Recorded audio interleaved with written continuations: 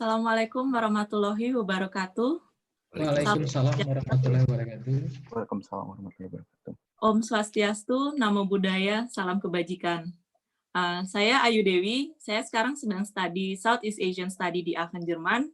Mewakili suara kami hari ini berkesempatan menjadi moderator dan akan memandu diskusi 1,5 jam ke depan. Pertama-tama saya ingin mengucapkan terima kasih atas antusias dan juga partisipasi teman-teman dalam acara Temu Dua Benua ini. Temu Dua Benua adalah diskusi online yang diselenggarakan oleh Generasi Melek Politik di Indonesia, Suara Kami, dan Energi Akademi Indonesia di Eropa. Seperti yang kita ketahui, pada masa-masa seperti ini banyak usaha yang terpaksa gulung tikar. Teman-teman banyak yang terdampak saat ini. Di sini kita ingin membicarakan hak-hak para karyawan dan pengusaha yang terdampak, dan bagaimana skenario ke depannya. Tapi sebelum itu saya ingin membicarakan tata cara diskusinya supaya diskusi berjalan lancar ya. Dan untuk peserta Zoom, saya mohon mematikan video hingga foto session nanti di akhir acara. Jadi jangan kemana-mana dulu, nanti kita bakal foto bareng. Teman-teman peserta Zoom juga dapat menuliskan pertanyaan dan komentarnya melalui fitur chat yang tersedia. Tapi bagi teman-teman yang menyaksikan melalui YouTube, juga dapat berpartisipasi dan bertanya langsung kepada para pembicara dengan cara melontarkan pertanyaan melalui kolom live chat yang tersedia di YouTube. Oke, baiklah. Saya akan memperkenalkan pembicara kita hari ini. Ada Bapak Fajrul Rahman, juru bicara Presiden Republik Indonesia. Selamat sore, Pak Fajrul. Selamat sore, Assalamualaikum warahmatullahi wabarakatuh. Apa kabar semuanya? Baik, Pak. Bapak apa kabar, Pak? Alhamdulillah sehat. Sampai hari keberapa nih ya puasa? Ya, ada Pak Faisal Basri juga, ekonom Indonesia. Halo, Pak. Hai, selamat sore. Selamat sore. Bapak Sandiaga Uno, pengusaha, politisi, dan juga founder Rumah Siap Kerja. Halo, Pak Uno. Halo, Pak Sandiaga. Atau sudah masukkah atau belum? Oke, mungkin sebentar lagi ya. Mas Rega Andra dari tim Hubungan Pemerintah dan Politik dari Generasi Melek Politik. Halo, Mas. Halo, Mbak Ayu, apa kabar? Baik, apa kabar, Mas? Baik juga, alhamdulillah. Nah, mudah-mudahan sehat selalu ya. Terima kasih. Oke, kita mulai saja mungkin ya ke segmen berikutnya. Akibat dari kebijakan lockdown ini, banyak usaha yang mulai menurunkan tingkat produktivitasnya ya. Dan akibatnya juga tidak sedikit karyawan yang dirumahkan sampai waktu yang tidak ditentukan. Menurut Mas Rega sendiri, bagaimana tanggapan Mas nih dengan masalah ini? Ya, silakan.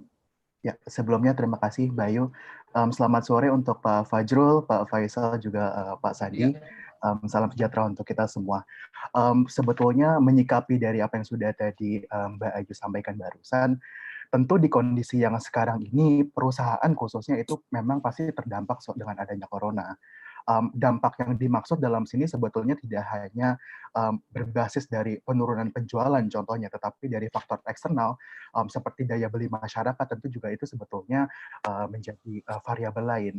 Nah, berangkat dari kedua hal tersebut, sebetulnya kita bisa melihat bahwa adanya catatan kinerja perusahaan yang merosot tajam, sehingga dengan adanya kinerja yang merosot, tentu mau tidak mau job security-nya akan terus berkurang. Ketika job security yang berkurang ini, tentu perusahaan akan melihat runway jangka panjangnya akan seperti apa. Apakah ada opsi-opsi lain yang sebetulnya membantu perusahaan untuk bisa bertahan hidup di kondisi seperti ini. Mungkin salah satunya yaitu efisiensi. Nah, di opsi efisiensi ini kan sebetulnya menjadi mungkin bisa dibilang semacam buah si malakama juga untuk si karyawan sendiri. Karena dengan adanya job efisiensi ini, tentu job security akan menurun, kemudian juga berbarengi dengan turnover karyawan yang meningkat. Nah, kemudian hal ini juga akan berpotensi merugikan karyawan karena karyawan tersebut rawan terkena PHK. Itu yang pertama. Kemudian yang kedua adalah kita mungkin di April bulan lalu sebetulnya sudah melihat bahwa gelombang pertama dari PHK itu kan sebetulnya sudah terjadi. Kalau saya boleh menarik datanya Kementerian Tenaga Kerja, memang ada sekitar 1,7 teman-teman kita yang sudah di PHK dan dirumahkan. Nah, berangkat dari angka-angka tersebut, tentunya sebetulnya kita perlu mengapresiasi juga bahwa pemerintah sebetulnya sudah melakukan berbagai program dan insentif yang diberikan langsung kepada masyarakat itu sendiri. Apakah itu nanti program keringanan bagi pekerja sektor formal ataupun bagi para pekerja yang sektor informal. Kemarin juga beberapa waktu yang lalu Bapak Presiden kita juga sebetulnya sudah mengeluarkan 6 langkah mitigasi di sektor ketenagakerjaan. Akan tetapi saya di sini melihat bahwa sebetulnya apa yang sudah dilakukan pemerintah sangatlah baik, tetapi perlu pemerintah mengambil sikap dan berfokus juga bahwa jangan sampai langkah-langkah yang sudah diambil oleh pemerintah ini lupa untuk tidak fokus pada kelompok kelas menengah. Kenapa saya berucap mengenai kelompok kelas menengah ini? Karena sebetulnya jaring pengaman sosial yang sebetulnya sudah dilakukan pemerintah tentu itu perlu juga diciptakan atau perlu juga diimplementasikan untuk kelompok kelas menengah ini. Karena kelompok kelas menengah ini sebetulnya menopang hampir setengah dari struktur ekonomi nasional. Merujuk dari datanya World Bank pun juga sebetulnya di kelompok kelas menengah ini ada sekitar 115 juta orang di Indonesia itu sendiri. Oke, Nah, baik. di situ boleh saya tambahkan satu poin lagi bahwa di situ juga sebetulnya akan menjadi banyak sekali variabel yang tentunya itu menjadi keresahan bagi karyawan itu sendiri. Terlebih lagi juga adanya Omnibus Law Cipta Lapangan Pekerja yang sebetulnya banyak sekali dari ballot poinnya yang belum melindungi dari si pekerja itu sendiri. Oke, baik, Mas. Tapi bagaimana dengan tuntutan pekerja ke perusahaan, Mas? Oke, sebetulnya dari tuntutan dari pekerja itu sebetulnya kan itu akan bergantung dalam artian konteksnya di sini adalah akan bergantung pada sektor dari si perusahaan tersebut, kemudian seberapa besar skala perusahaan tersebut, apakah itu mungkin skalanya kecil, mikro, menengah ataupun besar. Nah, memang di situ perlu adanya diskusi bersama antara perusahaan dan juga karyawan untuk sekiranya mereka sama-sama mengambil sebuah strategi ataupun company policy yang memang itu win-win solution untuk kedua pihak tersebut. Karena yang saya lihat di sini masih banyak sekali yang perusahaan itu belum cukup transparan ya terhadap karyawan-karyawan mereka, yang seakan-akan mungkin kita banyak melihat di berita juga di media bahwa informasi PHK itu terkadang langsung di hari H tersebut. Di hari H diumumkan, di hari H tersebut pemutusan hubungan kerja dilakukan. Nah, tentu kan sebetulnya dari sisi karyawan pun berusaha mengerti dengan kondisi yang ada, tapi di sisi lain perusahaan pun juga perlu memberikan semacam injury time untuk si karyawan ini untuk mempersiapkan kalau memang ternyata si karyawan tersebut harus dirumahkan atau bahkan di PHK. Seperti itu. Oke, terima kasih Mas Rega. Berangkat dari pernyataan Mas Rega ini, saya akan bertanya kepada Pak Sandiaga, apakah Pak Sandiaga sudah ada di Zoom meeting ini? Ada. Ya? Oh, halo Pak. Ada sebelah kiri atas. Apa kabar? Halo Bang Pak. Sandiaga Uno. Apa Ada kabar? Ada Bang Faisal. Sore Mas Sandi. Orang istana nih. Kabar baik. Ada orang istana. Mesti hati-hati nih kita ngomong. Aduh, enggak. Kan sahabat semua ini. Ada Bang Faisal, Bang Sandi. Sahabat semua. Baik, saya lanjut ya Pak Sandiaga ya. Berangkat dari pernyataan Mas Rega tadi, mungkinkah hak-hak karyawan ini dapat dipenuhi Pak dari sudut pandang perusahaan? Kalau saya ngelihat dari perusahaan besar ya, mestinya perusahaan besar sudah built-in contingency dan hak-hak karyawan itu sudah dimasukkan sebagai langkah-langkah mitigasi dan mereka punya SOP untuk itu. Tapi yang saya khawatir ini UMKM dan apalagi yang perusahaan menengah. Perusahaan menengah ini cash flow-nya tergerusnya dan usaha kecil terutama ya, tergerusnya itu luar biasa 2 bulan terakhir ini. Jadi dan 97% daripada lapangan kerja kan dari UMKM. Saya justru khawatir di teman-teman yang di UMKM. Dan kalau misalnya langkah-langkah mereka ini tidak diberikan satu bantuan dari fasilitasi pemerintah maupun perbankan dan mereka ini sekarang kesulitan likuiditas dan kesulitan solvabilitas. Jadi UMKM ini berbeda dengan krisis 97-98 dan 2008-2009 ini terpukul jatuh di ronde pertama. Jadi menjawab tadi Mas Rega, I'm not sure bahwa mereka itu debt ready, karena mereka juga 99% dari usaha kita kan usaha besar kan cuman nggak terlalu banyak, dan dari angkatan kerja itu juga semuanya lebih banyak jadi kita fokus in the numbers, dan di numbers ini ya UMKM ini kesiapannya untuk krisis kali ini ya saya cukup concern, dan kita lihatlah.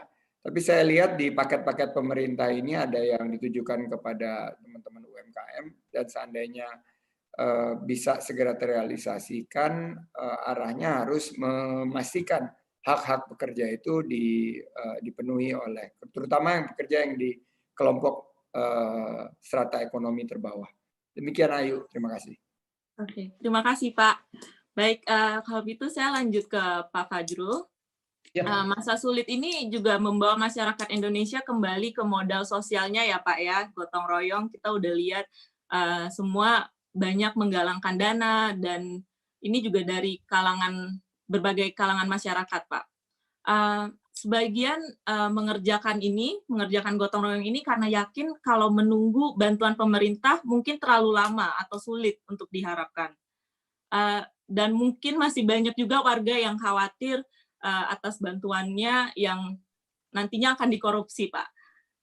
Berkaca dari sini, jadi bantuan pemerintah mungkin dirasa kurang tepat ya, Pak ya. Bagaimana menurut Bapak? Terima kasih Bang Faisal Basri, Bang Sandiaga Uno, dan teman-teman di generasi Melek Politik, Suara Kami dan Energi Akademi Indonesia. Yang pertama, Ayu, sedikit memperbaiki aja. Sekarang itu bukan lockdown, yang sekarang itu namanya PSBB. Oke. Maaf Pak. Ya. Ya, yang sekarang namanya itu pembatasan sosial berskala besar. Karena memang kalau lockdown itu kan intinya adalah pelarangan pergerakan barang dan jasa, sementara kalau pembatasan sosial berskala besar lebih pada pembatasan pergerakan barang dan jasa. Nah, terpenting untuk disebutkan lagi bahwa konsekuensi daripada lockdown dengan PSBB tentu berbeda. Nah, untuk peraturan perundang-undangan jelas kami kan berarah dari Undang-Undang Nomor 4 1984 tentang wabah penyakit, 24 2007 tentang penanggulangan bencana, kemudian Undang-Undang Nomor 6 2008 tentang kekarantinaan kesehatan, lalu melalui keputusan Presiden Nomor 11 2020 itu penetapan kedaruratan kesehatan masyarakat, lalu muncul peraturan pemerintah Nomor 21 2020 tentang PSBB. Nah, kita kerangkanya berakar dari peraturan perundang-undangan ini. Jadi segala yang kita bicarakan ini berakar kepada yaitu peraturan pemerintah nomor 21 tahun 2020 yaitu tentang pembatasan sosial berskala besar. Di dalam PSBB ini yang bekerja sama ada pemerintah pusat, pemerintah daerah, dan juga masyarakat. Kalau di lockdown, kalau menurut kekarantinaan kesehatan nomor 6 2018 itu lebih banyak merupakan fungsi dari pemerintah pusat. Jadi kalau tadi dikatakan bahwa sosial capital kita berkembang, bahkan saya senang sekali misalnya seperti Kompas TV, Mbak Rosiana Silalahi dengan sobat ambiarnya Didi Kempot itu dalam satu malam bisa mengumpulkan 5 miliar rupiah begitu, belum lagi yang lain. Nah, yang sekarang yang sudah muncul di masyarakat, terutama dari pemerintah pusat kan ada beberapa yang sudah disampaikan. Nah, tadi Bang Sandi sudah menyampaikan misalnya untuk stimulus ekonomi itu diantaranya adalah yang langsung kepada perekonomian, yaitu kalau kami sebutkan di sini, yaitu diantaranya kartu prakerja, begitu ya. Kemudian ada kartu sembako, kemudian ada juga yang terkait langsung dengan para pekerja, yaitu pada PPh-nya mereka begitu. Misalnya kami bisa menyebutkan, misalnya pemerintah memberikan tambahan penghasilan bagi para pekerja di sektor industri pengolahan untuk menahan daya belinya ditanggung pemerintah 8,6 triliun. Itu misalnya PPh pasal 21 ditanggung pemerintah selama 6 bulan. Kemudian terkait dengan hal itu, saya ingin kembali dulu ke awal, seperti yang disampaikan oleh Rega. Kami mengumpulkan beberapa bahan data yang kemudian kami mencoba validasi dengan pihak Kementerian Tenaga Kerja. Memang betul bahwa sekarang itu yang sudah terdampak itu pekerja formal yang di PHK itu jumlahnya 375.165 orang. Pekerja formal yang dirumahkan itu ada 1.032.990 orang. Pekerja informal yang terdampak 314.833 orang, sehingga total ada 1.722.958 orang. Nah, ini semua dicoba ditangani dengan sejumlah yang kita sebut sebagai kebijakan ketenagakerjaan saat pandemi COVID-19. Di antaranya saya sebut saja satu persatu, misalnya pemberian stimulus bagi pelaku usaha untuk mencegah meluasnya PHK, program keringanan bagi pekerja sektor formal antara lain insentif pajak, rencana relaksasi pembayaran iuran BPJS Ketenagakerjaan, pembayaran pinjaman atau kredit, dan skema yang lainnya. Kemudian jaring pengaman sosial bagi pekerja di sektor informal dengan prioritas pemberian bantuan untuk pekerja yang masuk dalam kategori miskin dan kelompok rentan, kemudian prioritas kartu prakerja bagi pekerja korban PHK, dan ini sudah berjalan. Rencana di awal ini sudah menampung 168.000 orang, di tahap kedua nanti sekitar 188.000 orang, tahap ketiga 600.000 orang, dan tahap keempat itu 800.000 orang. Sementara yang terkait dengan bantuan sosial, misalnya di DKI Jakarta saja, itu sudah ada sekitar 1,3 juta kepala keluarga yang mendapatkan bantuan sosial dalam bentuk sembako. Kemudian di luar dalam Bodabek sendiri, itu ada sekitar sudah 800.000 kepala keluarga yang mendapatkan. Jadi semua kegiatan yang baik dalam bentuk jaring pengaman sosial maupun terkait dengan usaha seperti yang disebutkan tadi oleh Bang Sandi, terutama di UMKM, diusahakan oleh pemerintah memang sudah dikeluarkan pada saat sekarang ini. Termasuk juga di bidang kesehatan kan kita sudah mengeluarkan 75 triliun, untuk CPS itu sekitar 110 triliun, untuk kredit usaha rakyat 70,1 triliun, dan program pemulihan ekonomi nasional termasuk tadi yang PPh dan segala macam itu sekitar 150 triliun yang jumlahnya hampir mencapai 405,1 triliun. Demikian awal ini penggambaran. Terima kasih Pak Fajrul.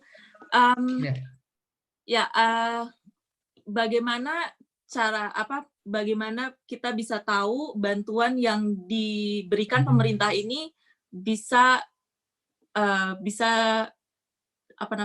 biar bisa targetnya benar gitu Pak?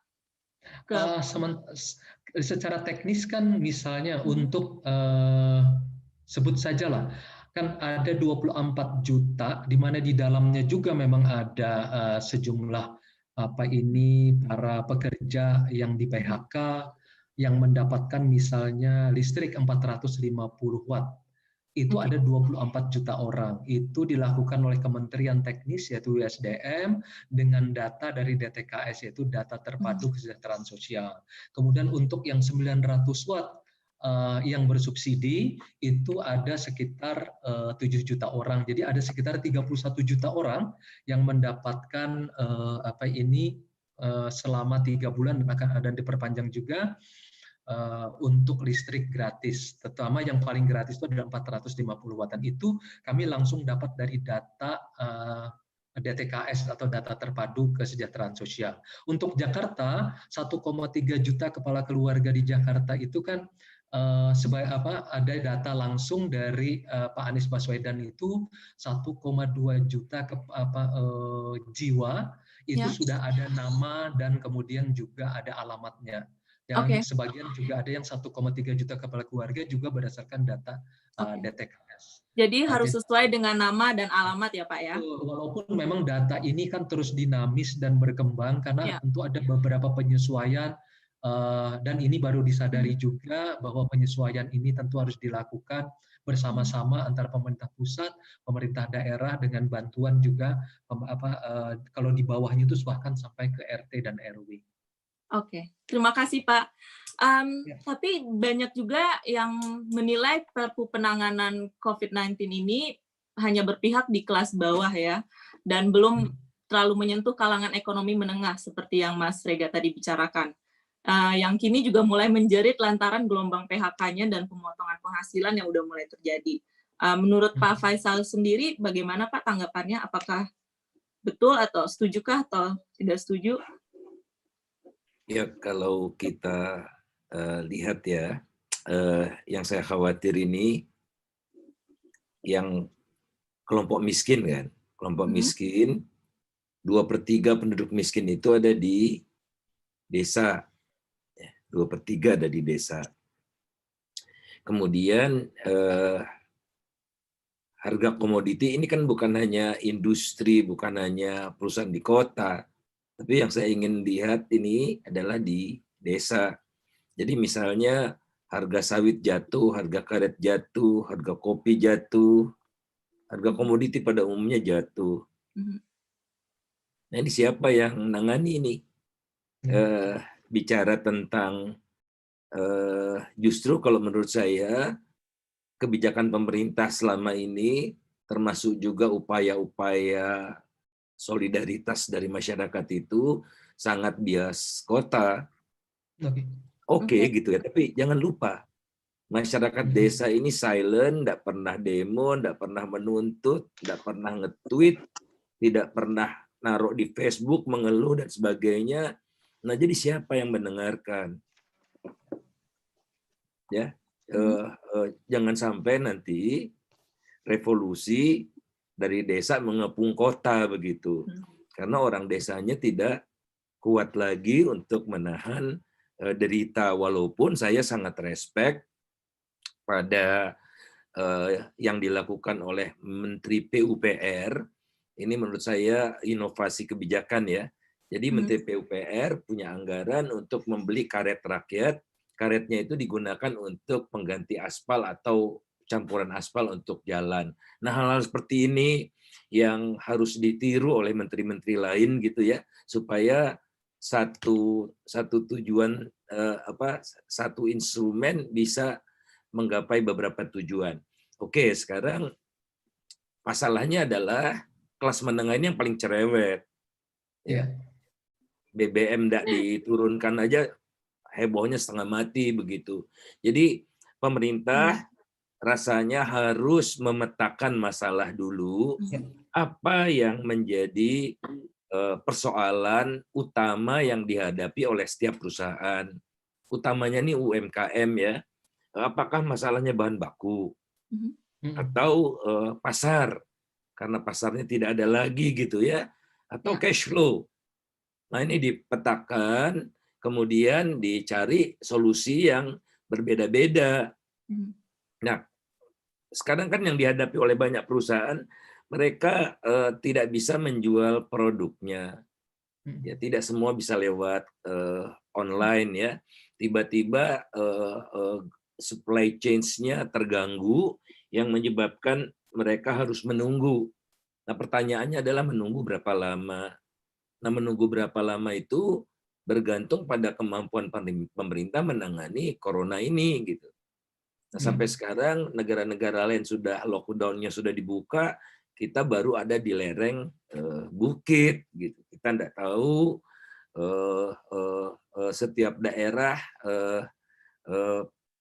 lakukan PSBB-nya di tarik ulur gitu ya, satu demi satu. Gorontalo ditolak dulu, akhirnya diterima, dan sejenis seperti itulah yang saya rasa pelaku ekonomi itu akan sangat confident, mereka mampu untuk bertahan semaksimal yang mereka bisa kalau mereka ditunjukkan oleh pemerintah itu, pemerintah mampu mengendalikan dan bisa memperkirakan sampai kapan ini bisa dilakukan dengan cara-cara saintifik dan data yang jelas. Bukan semoga, mudah-mudahan, bukan begitu. Tapi pakai model, pakai data yang jelas, itu yang paling dipentingkan oleh dunia usaha. Kalau dunia usaha udah melihat, aduh saya nih 4 bulan nih, kalau misalnya 5 bulan, 6 bulan saya tidak sanggup, udah saya tutup aja dari sekarang. Jelas, oh saya mampu nih kalau pemerintah misalnya bulan Juli bisa, oke saya cari semaksimal mungkin yang saya bisa gitu untuk menjaga cash flow saya misalnya, atau memaintain karyawan saya agar saya tidak dipecat. Nah, terima kasih Pak. Satu lagi. Sekarang ini yang penting adalah masyarakat itu cash gitu ya. Jadi mereka tidak punya pendapatan karena di PHK. Jadi apa gunanya kalau bebas pajak apa segala macam itu, mereka nggak punya pendapatan, apa yang mau dibebaskan gitu. Bagaimana Pak? Bagaimana? Mungkin ada komentar dari Pak Fajrul, Pak Sandiaga, atau Mas Rega? Saya satu misalnya soal orang yang di pedesaan ini, Bang Faisal ya. Pemerintah kan juga memang menyiapkan soal BLT, bantuan langsung tunai. Ini langsung tunai dan lewat dana desa. Ini untuk 11 juta keluarga penerima manfaat, itu mereka mendapatkan tunai Rp600.000 per bulan selama 3 bulan, April sampai Juni. Karena ini kan perhitungan moderat kita kan bahwa pada awal Juni ini sudah mulai menurun ini, sudah mulai bisa diatasi yang namanya COVID-19 ini. Nah, untuk total anggarannya saja yaitu 21,2 triliun. Belum lagi memang ada sejumlah dana yang misalnya tadi disebutkan oleh Pak Faisal Basri, misalnya dari Kementerian PUPR menyediakan padat karya infrastruktur, kemudian padat karya produktif. Jadi sekalian juga memang ada yang disampaikan secara langsung dalam bentuk tunai, tapi ada juga dalam bentuk barang, dan kemudian ada juga dalam bentuk pekerjaan yang bisa dikerjakan oleh mereka, tentu saja dengan tetap mempertimbangkan adanya PSBB, yaitu social distancing dan yang lain-lain seperti itu. Adakah tambahan dari pembicara yang lain? Kalau saya boleh menambahkan, Mbak Ayu. Iya, silakan.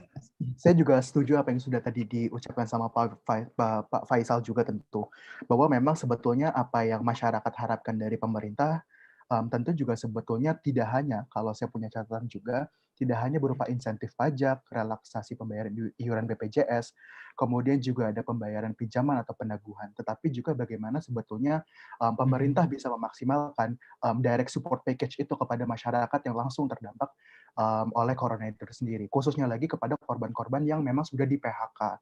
Itu yang sebetulnya di sini kita perlu tekankan bersama bahwa sebetulnya apa yang diharapkan oleh masyarakat, apa yang diharapkan oleh para teman-teman yang sudah terkena PHK adalah bantuan langsung itu, tidak hanya berupa insentif atau penaguhan lainnya.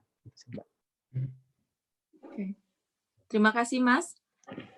Baik, sebelum itu mungkin saya ingin mengingatkan kepada teman-teman yang baru bergabung, teman-teman juga bisa ikut berdiskusi dengan melontarkan pertanyaan-pertanyaan atau curhatan atau komentar juga di feature chat yang ada di Zoom, atau melalui live komennya di YouTube ya.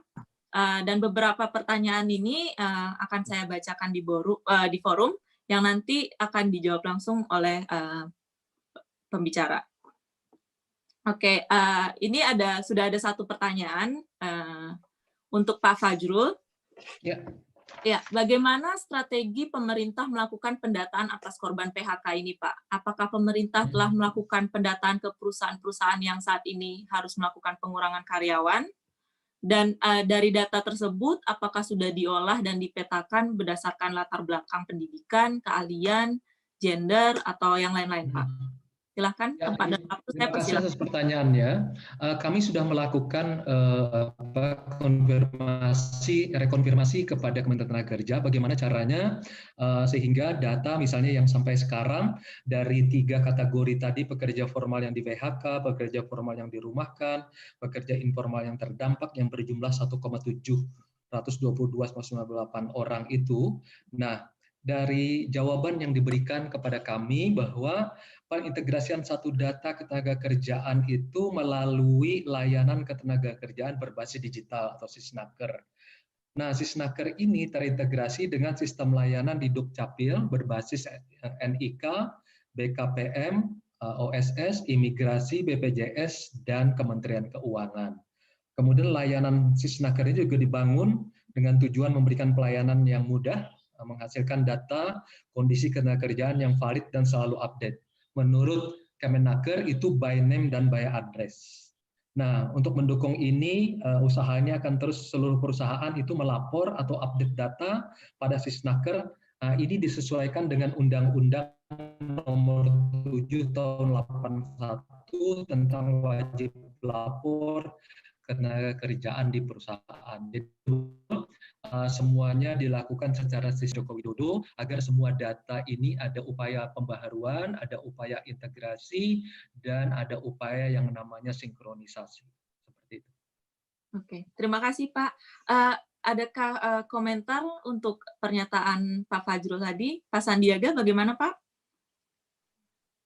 Ya, saya pernah juga tugas di pemerintahan dan memang kita memiliki basis data terpadu dan di DKI jumlahnya waktu saya bertugas itu sekitar 1,1-1,2 juta yang memang secara rutin kita berikan bantuan pemerintah provinsi dalam rangka pendidikan maupun sembako dan banyak kegiatan-kegiatan sosial yang lain. Dan data itu terus kita mutakhirkan. Ini kayak concernnya data, tapi memang sekarang karena saya sudah turun di lapangan sendiri, banyak juga ya sekitar 5 sampai mungkin 10% ya, karena dari sektor informal itu banyak yang berpindah alamat, berpindah kontrakan, dan juga tentunya mutasi dari mereka yang masuk keluar Jakarta, misalnya kalau kita bicara di Jakarta. Kita nggak usah ngomong rural. Kalau Bang Faisal ngomong rural, memang fokusnya mestinya. Makanya mudik ini harus kita betul-betul pastikan jangan sampai terjadi secara rampant, karena kalau misalnya terjadi mudik ini penyakit yang ada di DKI ini yang sebagai epicentrum ini bisa nyebar ke rural, dan di pedesaan ini tidak memiliki fasilitas kesehatan yang memadai dan tentunya bantuan dari masyarakat yang mencukupi. Nah, berdasarkan pengalaman dari situ, Bang Fajrul, saya turun sendiri langsung kemarin di Kelurahan Lagoa dan di Bantar Gebang. Banyak sekali dari data-data tersebut yang perlu diperbaiki. Ya, tapi saya nggak mau itu nanti for later discussions dan ada waktunya nanti kita ngobrolin itu. Jadi gimana caranya ini? Karena kita sekarang hadapin COVID-19 di depan mata, saya merasa bahwa disinilah peran dari pemerintah, dunia usaha, dan masyarakat melalui relawan ini saling bahu-membahu dalam satu kolaborasi public-private people partnership. Dan saya yakin kalau relawan ini diberdayakan, mereka bergeraknya jauh lebih cepat karena kita nggak ada sekat-sekat birokrasi, kita bisa membantu untuk pendataan, kita bisa membantu untuk juga cross check, dan setiap kita turun kemarin lurahnya juga bersama-sama kita dan mengakui, karena memang waktu saya di Pemprov aja kan semua laporannya ABS, asal Bapak senang. Tapi begitu kita turun ke lapangan ya kita lihat sendiri juga Presiden punya concern yang sama. Dan ini kita saatnya bukan saling salah menyalahkan, tapi saling justru membantu gitu loh. Dan kunci utamanya memang di masyarakat kelas menengah ke bawah. Yang menengah ini next, tapi yang menengah ke bawah ini udah, kalau ibarat air nih udah di sini nih Ayu.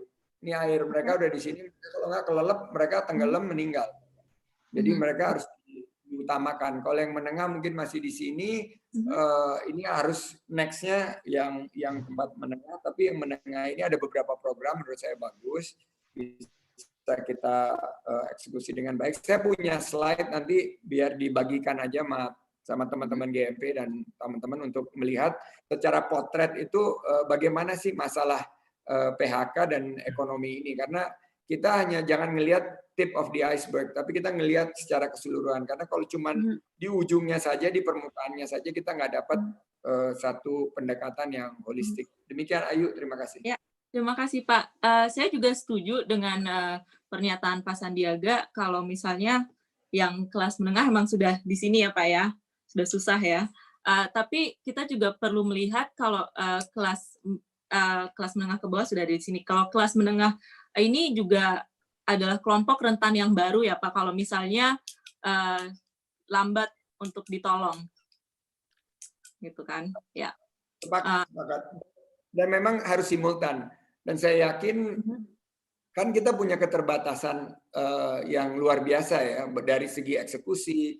Ya sudah ada perpu, tapi pasti ada Bang Fajrul pasti tahu lah teman-teman birokrat ini akan sangat-sangat mengutamakan keamanan, terutama keamanan karirnya ya dalam mengeksekusi something yang sangat extraordinary dan unprecedented seperti ini. Nah kalau dari menengah ini fokusnya ya saya rasa harus dari segi lapangan pekerjaannya, dan lapangan pekerjaannya itu karena 97% UMKM, di UMKM inilah yang diberikan suntikan-suntikan untuk mereka supaya bisa bangkit. Dan saya sepakat banget sama Bang Faisal, cash is king sekarang, cash is king. Semua mungkin bilang ini Pak, ini harus bagus paket ini A, B, C, tapi ujung-ujungnya uang yang harus ada di kantong masyarakat termasuk kelas menengah. Jadi sebagaimana mungkin kita fokus untuk dorong cash ini bisa nyampe ke kantong masyarakat. Oke. Terima kasih Pak. Ini saya ada satu titipan pertanyaan lagi. Untuk Pak Faisal Basri, menurut Bapak sebagai ekonom, apakah program Kartu Prakerja ini dinilai efektif dan efisien untuk memenuhi hak-hak warga, terutama yang terdampak pandemi? Sebagai perbandingan, di luar negeri beberapa kursus yang biasanya berbayar justru di masa pandemi ini digratiskan. Ini pertanyaan dari Victor Pangaribuan, peserta kita yang nonton di YouTube. Silakan Pak, waktu dan tempat saya persilahkan. Ya, mungkin ini tidak perlu diperdebatkan lagi ya. Pikiran orang tidak ke sana lah. Jadi tolong uangnya untuk cash transfer saja, karena itu yang dibutuhkan. Saya rasa sudah jelas terang benderang, semua makin sadar ada kekuatan-kekuatan tertentu yang ingin meraup keuntungan di tengah kekeruhan itu. Jadi tolong sadar, insaf, kembalikan itu uang untuk sesuatu yang tidak punya nilai ekonomi sepantas seperti itu, gitu ya. Dan saya rasa kita tidak usah malu-malu lah. Anggap saja prakerja ini gagal karena itu didesain untuk keadaan normal, bukan untuk keadaan pandemi begitu ya. Jadi please hentikan segera kursus-kursus online yang tidak karu-karuan itu, dan kita cari modus-modus yang segera untuk membantu saudara-saudara kita yang terkena PHK gitu. Kan ini prakerja kan orang yang mau kerja gitu ya, orang yang mau kerja atau orang yang terkena PHK bisa untuk orang yang terkena PHK lantas mereka retraining dan sebagainya seperti itu. Itu dalam keadaan normal. Jadi sekali lagi tolong sadari, akui sejak semula bahwa ini gagal, bahwa ini ada kelompok kepentingan di dalam yang memanfaatkan ini secara tidak benar. Ditertibkan di dalam. Oke, terima kasih Pak. Adakah komentar dari pembicara yang lain? Saya mungkin boleh menambahkan, Bayu. Iya, silakan Mas Rega. Boleh sebentar Pak Fajrul. Sebetulnya apa yang tadi sudah diucapkan Pak Faisal, tentunya saya sebetulnya ingin menambahkan poin-poin sedikit bahwa sebetulnya pemerintah mungkin sebetulnya tentu juga kita tahu bahwa core dari kartu prakerja itu kan sebetulnya memang tidak dipersiapkan untuk keadaan krisis seperti ini, bahwa memang core di awal adalah itu sebetulnya untuk upscaling skill dari teman-teman pekerja yang ada di luar sana. Tetapi mungkin apa yang bisa kita sampaikan di forum ini kepada pemerintah pusat khususnya, sebetulnya kita perlu juga atau perlu merumuskan formula dalam artian di sini mengalokasikan anggaran kartu prakerja dengan memberikan maksimal 70-80% dari rata-rata UMP di Indonesia untuk kita langsung berikan kepada korban langsung PHK itu tersebut. Harapannya sih memang tentu secara anggaran tentu akan jauh lebih sedikit ketimbang kita apple to apple dengan anggaran kartu prakerja. Tetapi dampak yang diberikan itu tentu akan jauh lebih besar, akan jauh lebih masif dan langsung berdampak langsung kepada korban PHK tersebut. Jadi memang kalau saya boleh cerita sedikit, kalau saya mencoba mengambil rata-rata UMP Indonesia di tahun 2019, itu berkisar sekitar 3 juta, kemudian kita ambil maksimalnya 70-80% saja, itu sekitar 2,2 juta. Nah, kalau bagaimana kita coba kalikan dengan korban PHK, itu di sekitar 1,2 juta orang.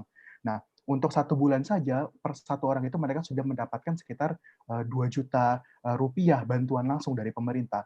Saya rasa ini mungkin tentu akan ada perhitungan sendiri dari pemerintah yang tentu nantinya akan ada pertimbangan-pertimbangan variabel lainnya.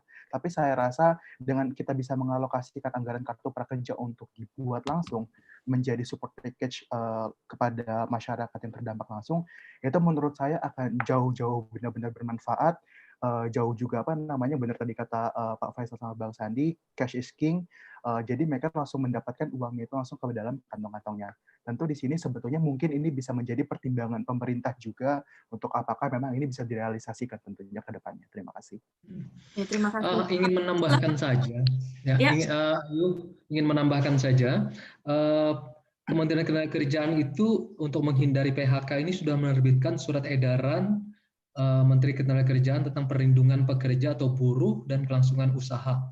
Itu ada beberapa memang poin-poin yang menarik yang bisa ditayangkan adalah adanya perlindungan pengupahan bagi pekerja atau buruh diatur dengan ketentuan. Ada ketentuannya itu misalnya melaksanakan perlindungan pengupahan bagi pekerja yang dikatakan sebagai orang tanpa pantau dengan keterangan dokter tidak dapat berusaha paling lama 14 hari, upahnya dibayarkan secara penuh. Jadi ada beberapa dan ini nanti bisa dicek nanti untuk menghindari PHK ini di Kementerian Ketenagakerjaan, yaitu surat edaran nomor M/3/HK 043/2020. Nah, terkait dengan prakerja, saya sebenarnya ingin menambahkan ini kan tergantung perspektif ya.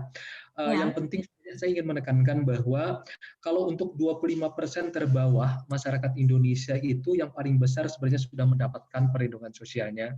Tadi saya katakan tadi berdasarkan data terpadu kesehatan sosial, walaupun tadi ada tambahan dari Bang Sandi, memang ada beberapa perbaikan dan dinamis di data-data tersebut dan selalu ada beberapa perubahan. Tapi data itu juga sebenarnya yang dipakai untuk misalnya pemberian listrik gratis sampai kemudian yang sampai ke bawah BLT dari dana desa. Sementara untuk yang mendapatkan untuk BPJS kan itu 40% yang yang didapat suara lewat misalnya untuk BPJS lewat bantuan iuran. Nah, yang menarik sebenarnya dari kartu prakerja ini, mereka yang terlibat di tahap pertama itu ada 168.000 peserta, itu berasal dari 507 kabupaten kota. Hanya 7 kabupaten kota yang tidak terlibat. Ini menarik menurut saya, berarti kan dengan melalui jalan digital ini kita bisa masuk kepada kelompok-kelompok kelas menengah yang prioritas kartu prakerja ini adalah para pekerja korban PHK. Dan ini dari perbincangan kami dengan Direktur Eksekutif PMO disebutkan bahwa akan ada sejumlah perbaikan masukan karena sesuai dengan masukan-masukan dari para ekonom, dari para pihak, sehingga nanti pada tahap kedua untuk 288.000 peserta ini akan melibatkan lebih banyak lagi provider. Kemudian juga kalau yang sekarang ini kan ada 8 provider dan kemudian ada 233 lembaga pelatihan. Nah, di tahap kedua akan ada beberapa perbaikan. Kemudian nanti di tahap ketiga akan ditambahkan lagi 600.000 orang peserta dan tahap keempat 800.000 orang. Harapannya adalah ini akan menjangkau kelompok di menengah ke atas yang tadi disebutkan, yang juga sekarang sedang mengalami cukup besar masalahnya. Tetapi yang 25% ke bawah itu betul-betul sudah mendapatkan banyak sekali bantuan-bantuan sosial, terutama yang memang sudah berjalan hampir 5 tahun terakhir, seperti PKH dan yang lain-lain seperti itu. Oke, terima kasih Pak. Pertanyaan selanjutnya untuk Bapak Sandiaga Uno. Di situasi yang sulit ini ya Pak ya, banyak seolah-olah itu pengusaha versus everybody. Banyak elemen masyarakat yang sepertinya itu malah semakin menyudutkan pengusaha ya Pak ya. Mungkin Bapak bisa memberikan saran atau bagaimana sebaiknya seorang pengusaha menghadapi tekanan ekonomi ini, Pak, yang tekanan ekonomi dan sosial yang dapat mengakibatkan dilema luar biasa dan berkepanjangan ini. Jika Bapak ingin menggunakan slideshow yang Bapak sudah siapkan, saya persilahkan Pak tempat waktunya. Ya, sebetulnya menurut saya pengusaha ini, karena saya DNA saya ini entrepreneur, dan sebelum saya aktif di ranah publik, saya aktif juga di Kadin, di HIPMI, di beberapa asosiasi. Jadi kalau buat pengusaha sih double whammy ya namanya ini, karena dia disalahin sama karyawan, tapi juga dia disalah-salahkan juga oleh perbankan, dikejar-kejar, dia revenue-nya nol. Dan buat para pengusaha ini, kalau kita lihat sebetulnya ada dua masalah yang sangat utama. Pertama, cash is king yang tadi Bang Faisal sudah sampaikan. Kedua, adapting to new normal. Ini situasi realita normal yang baru itu seperti apa dan bagaimana lebih cepat mereka beradaptasi. Misalnya teman-teman saya yang UKM yang produksi hijab sekarang udah harus produksi ini karena ini adalah new normal. Ada yang dengan merek-merek seperti ini ditawarkan, ini yang tinggi. Ini pengusaha batik Trusmi dari saudara Ibnu dan Sally dari Cirebon, mereka udah punya bernuansa Mendung. Nah, ini yang bernuansa olahraga karena saya suka olahraga. Ini adalah adaptasi new normal. Jamu, pharmaceutical, obat-obatan ini sekarang lagi bagian daripada new normal. New normal berikutnya ini yang kita kerjakan.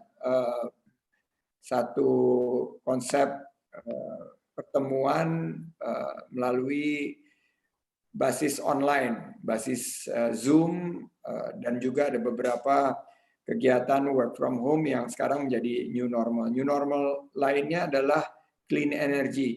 Bagaimana sekarang kita mengapresiasi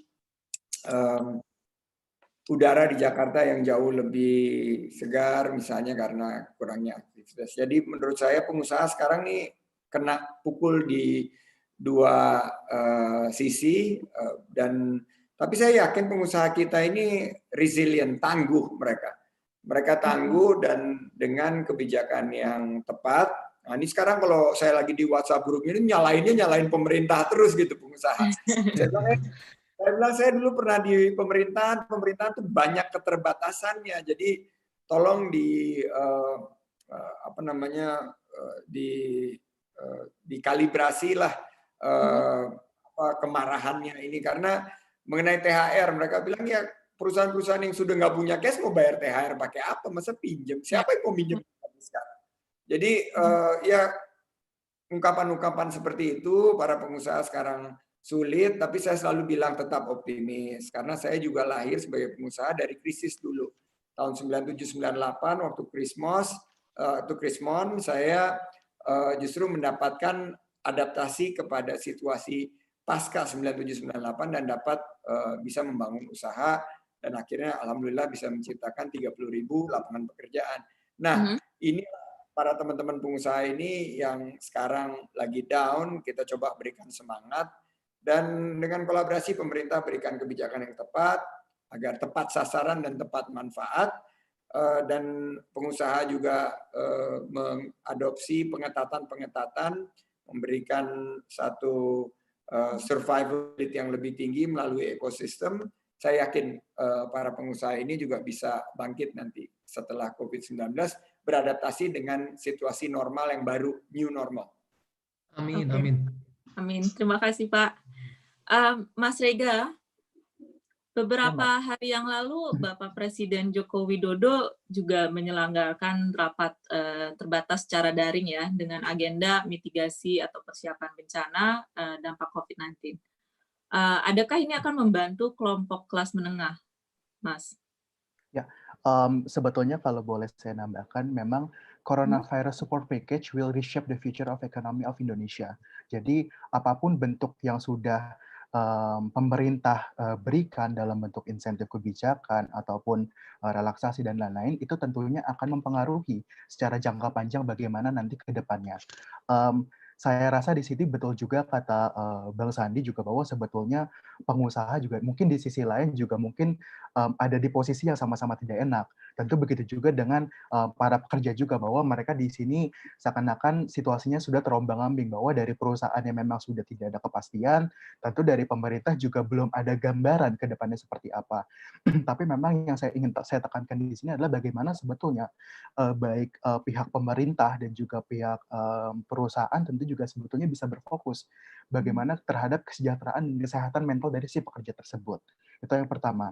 Kemudian yang kedua, bagaimana juga kedua pihak ini bisa memastikan bahwa kebutuhan dasar dari si pekerja ini juga bisa terpenuhi.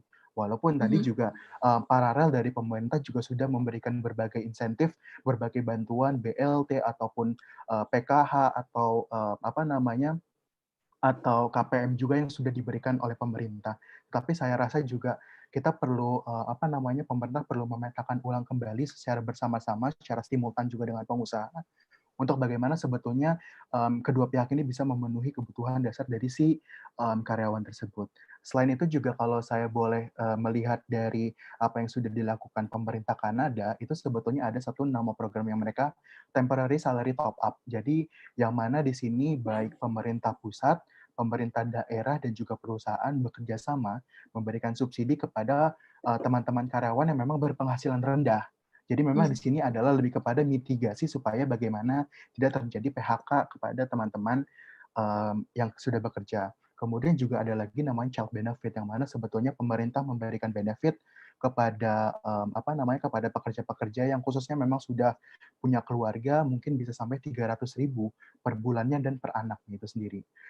Kemudian juga tadi apa yang sudah disampaikan Pak Fajrul juga mengenai bantuan berupa subsidi listrik dan hal-hal lainnya, tentu juga sebetulnya ini perlu juga untuk bisa mendorong pivoting dari si karyawan-karyawan ini untuk bisa mendapatkan instrumen pendapatan lain ketika mereka mungkin sudah dirumahkan. Karena kan kalaupun mereka belum di PHK tapi sudah dirumahkan, otomatis juga mereka sudah tidak mendapatkan pendapatan. Nah, disitulah sebetulnya baik perusahaan dan pemerintah perlu juga mendorong bagaimana untuk bisa memberikan opsi untuk karyawan ini bisa pivoting mendapatkan instrumen pendapatan lainnya. Tentu juga selain itu juga saya ingin menambahkan bahwa pemerintah pusat juga perlu melonggarkan ketentuan dari pencairan dana jaminan hari tua atau JHT, khususnya terhadap korban PHK selama wabah ini, karena memang sebetulnya kan peraturan ini masih terbentuk kalau nggak salah itu harus 10 tahun terlebih dahulu. Alangkah baiknya memang di kondisi yang seperti ini pencairan dari JHT ketenagakerjaan itu bisa lebih sedikit dilonggarkan khususnya untuk kepada korban-korban selama PHK. Menurut saya sih seperti itu ya Mbak Ayu, kurang lebihnya. Oke, terima kasih Mas. Jadi salah satu diskurs kita juga di sini ya penguatan social safety net ya untuk terutama juga untuk masyarakat kelas menengah ya. Pak Fajrul, sejauh ini bagaimana sih jaringan pengaman sosial untuk mensejahterakan karyawan, Pak? Pertama ya, kami sekarang tapi seperti masukan tadi dari Bang Faisal Basri maupun Bang Sandiaga Uno, pemerintah sekarang ini kan prioritasnya kan hanya 3 dalam penanganan COVID-19 ini, yaitu pertama di bidang kesehatan, yaitu sekuat mungkin dengan segala daya upaya dan segala kemampuan negara kita upayakan untuk menyelamatkan dan melindungi masyarakat Indonesia dari kasus COVID-19 ini. Kemudian yang kedua itu terkait dengan jaring pengaman sosial yang terutama ditujukan langsung, selain tadi bantuan langsung tunai, ada juga yang dalam bentuk insentif fiskal maupun ekonomi baik kepada kelas menengah maupun kepada para pengusaha. Kemudian yang ketiga yaitu upaya untuk membantu agar kehidupan ekonomi masyarakat tetap bisa berjalan, terutama yang UMKM. Saya tertarik untuk mengatakan bahwa kita harus menyelamatkan kehidupan, tetapi juga dengan ekonomi yang terus bisa berkembang, kita juga bisa menyelamatkan agar kita tidak keluar dari dalam keadaan lapar atau juga tidak memiliki lagi kegiatan ekonomi yang lain. Gitu. Misalnya saya mau tambahkan saja untuk kegiatan yang terkait dengan kelas menengah dan pengusaha. Kemarin kami mendapatkan laporan bahwa Himbara, yaitu Himpunan Bank di Indonesia, itu sudah melakukan restrukturisasi terhadap debitur itu sebanyak 832.052 orang, yaitu senilai 120,9 triliun. Nah, ini memang cukup besar dan bahkan Himbara memang juga mengakui bahwa dari 2.400 triliun kredit itu yang terdampak sekitar 25%. Jadi laporan-laporan mengenai apa saja yang terjadi dalam krisis ini, baik di bidang kesehatan, di bidang sosial, di bidang ekonomi, itu semua sekarang menjadi dasar dari pemerintah untuk membangun. Ini sudah beberapa kali juga rapat untuk menentukan tentang target pemulihan ekonomi.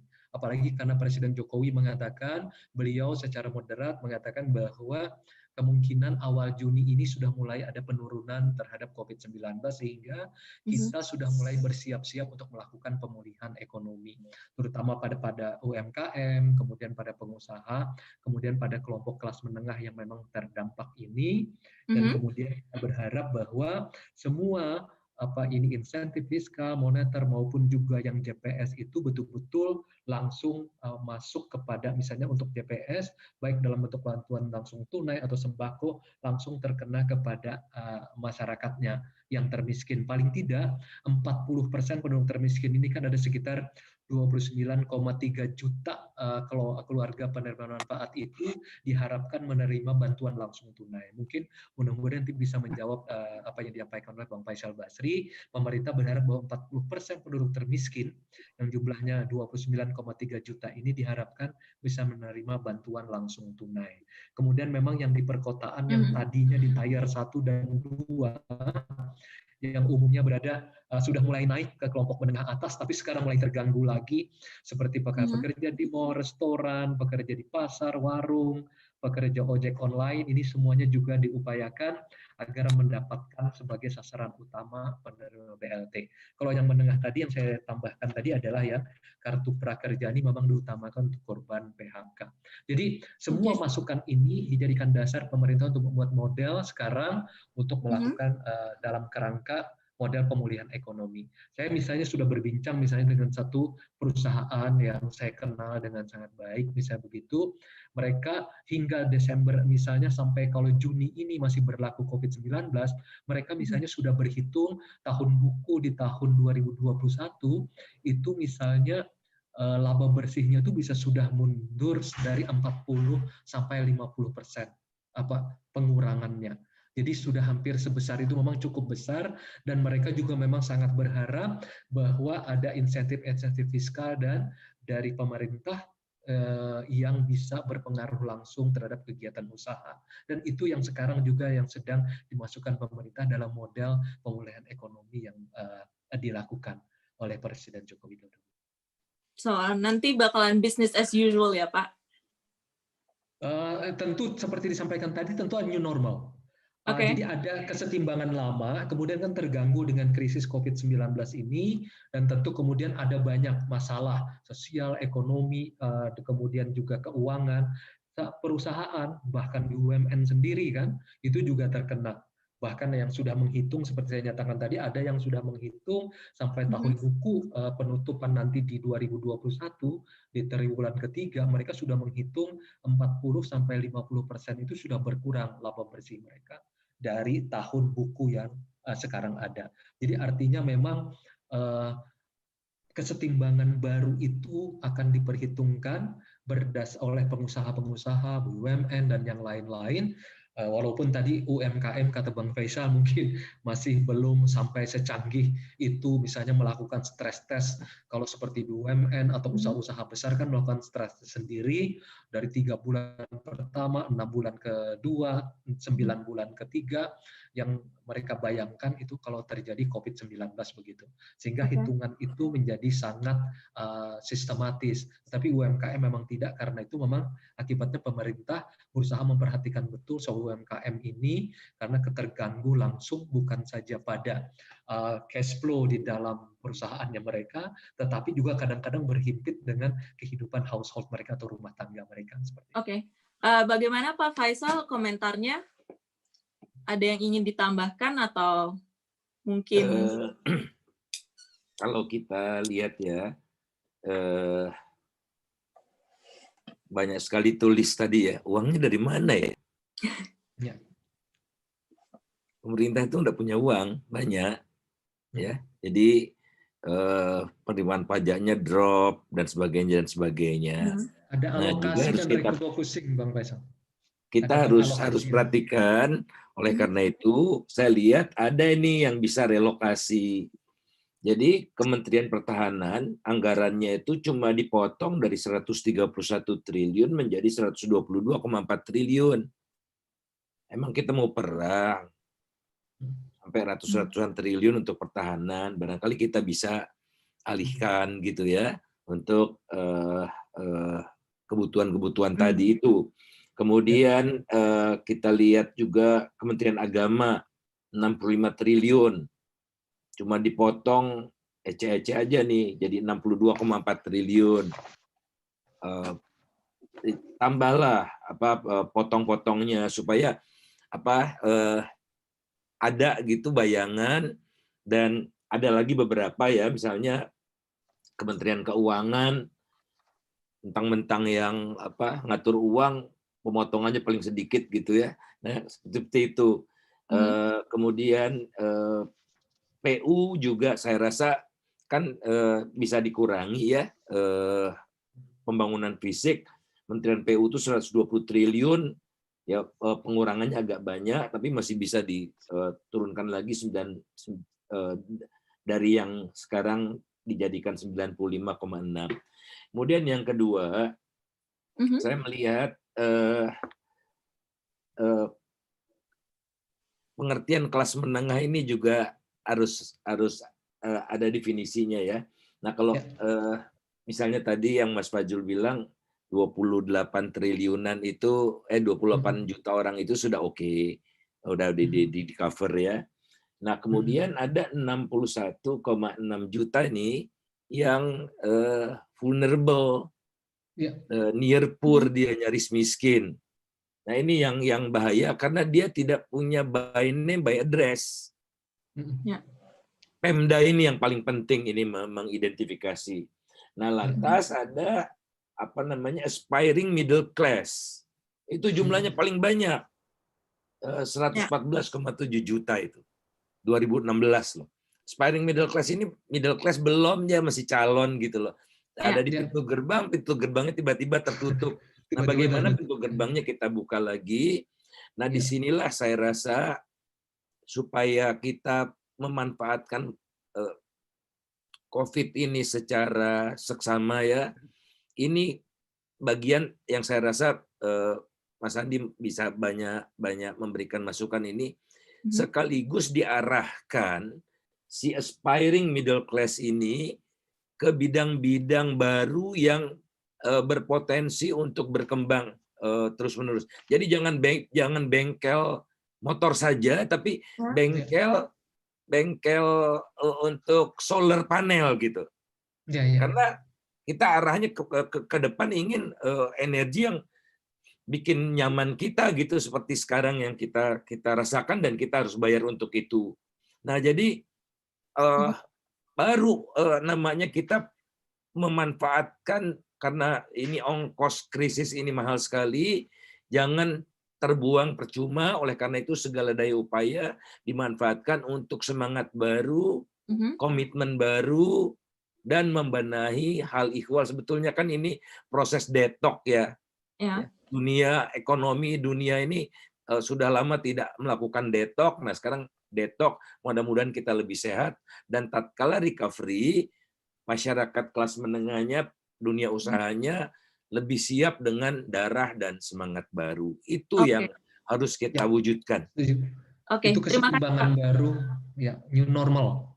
New normal, ya. Mungkin ada yang ingin menambahkan juga dari Mas Rega atau Pak Fajrul atau juga Bapak Sandiaga? Mas Sandiaga dulu. Oke.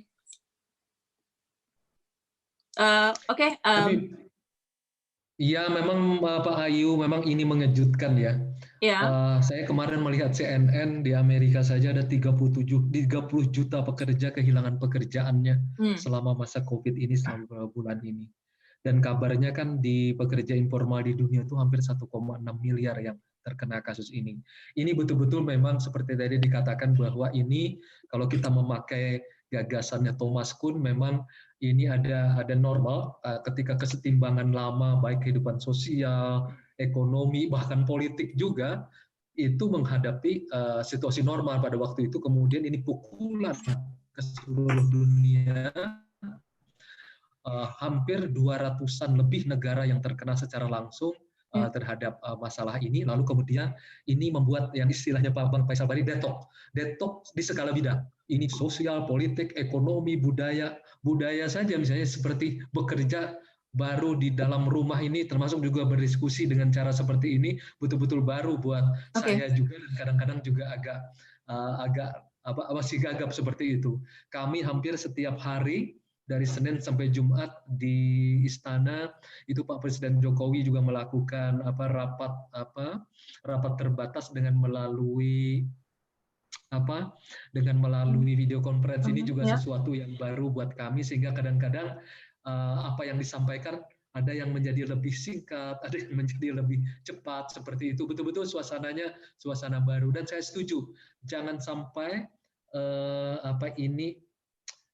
situasi yang seperti ini, pelajaran besar seperti ini tidak membuat kita belajar dengan sangat lebih baik, sehingga kita betul-betul nanti akan mendapatkan kondisi new normal, baik di bidang sosial, budaya, politik, ekonomi itu menjadi lebih baik lagi. Saya setuju dan saya sepakat.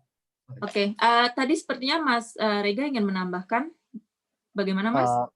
Tadi kalau boleh saya menambahkan apa yang tadi sudah diucapkan oleh Pak Faisal, tentu juga ke depannya secara jangka panjang pada akhirnya di new normal ini pemerintah perlu memetakan kembali ke depannya bahwa anggaran-anggaran yang nantinya dialokasikan bisa masuk kepada sektor-sektor yang memang demand-nya cukup tinggi. Mungkin apakah itu nanti renewable energy, kemudian ada teknologi, kesehatan, pendidikan yang memang dengan adanya pengalokasikan anggaran ini kepada sektor-sektor yang demand-nya tinggi ini sebetulnya secara langsung atau tidak bisa membuka lapangan pekerjaan yang jauh lebih banyak lagi. Kemudian juga kalau kita berkaca kepada krisis di US seperti Great Depression, kemudian krisis di Eropa pasca Perang Dunia Kedua, memang sebetulnya pembangunan skala nasional juga nantinya sebetulnya itu bisa juga menyerap tenaga kerja yang begitu banyak. Jadi memang sebetulnya secara jangka panjang tentunya pemerintah perlu mempersiapkan juga, begitu juga paralel dengan masyarakat, dengan pengusaha dan stakeholder lainnya, agar sebetulnya kejadian seperti ini bisa menjadi pembelajaran kita agar nantinya berbagai policy juga yang dikeluarkan pemerintah tentu juga bisa sesuai ya, dan juga bisa tepat sasaran kepada masyarakat itu sendiri. Ya, insya Allah bisa melahirkan New Deal. Kalau saya menurut seorang yang bijak bilang never waste a good crisis. Jadi krisis yang seperti sekarang ini harus melahirkan satu terobosan ya.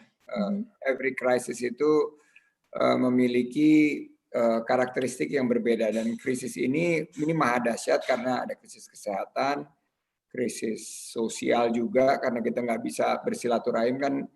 Tenun kebangsaan kita sebetulnya kan silaturahim, tapi ini berubah menjadi online. Kalau angkanya tadi yang kasar ya, angkanya yang kita bicarakan Bang Faisal, 25 juta itu yang miskin. Nah ini yang sudah kata Bang Fajrul di take care sama pemerintah, mudah-mudahan. Nah ini harus kita bantu untuk take care saudara-saudara kita yang di 25 juta. Tapi yang bahaya ini yang 115 sampai 120 juta. Ini yang rentan miskin nih, aspiring middle class. Ya. Pintunya tiba tertutup. Kalau yang tadi Bang Rego sampaikan, yang 80 juta, ini yang kelas menengah. Nah, kelas menengah ini ya next gitu. Dia kalau nggak hati-hati, kita nggak take care dengan kebijakan yang baik dari krisis ini, ya mereka juga akan turun kelas juga. Ya, betul. Nah, yang di paling atas ya sekitar 20%-an, 30-40-an juta ini yang beruntung, punya tabungan, punya aset. Jadi selain dia periodenya gini, mantap dulu makan tabungan, habis mantap dia manset, makan jual hasil aset, makan hasil jual aset, manset.